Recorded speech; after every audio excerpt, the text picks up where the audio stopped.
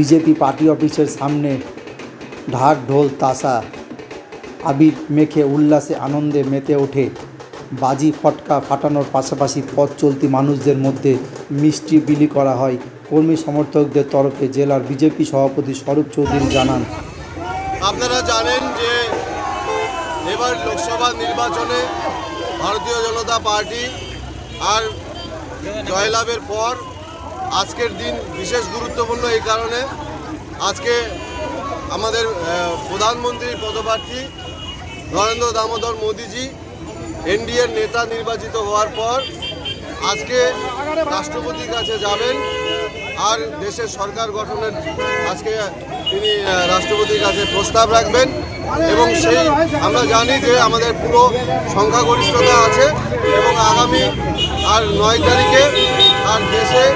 নরেন্দ্র মোদীজি দ্বিতীয়বারের মতন আর প্রধানমন্ত্রী আর আসনে তিনি বসবেন।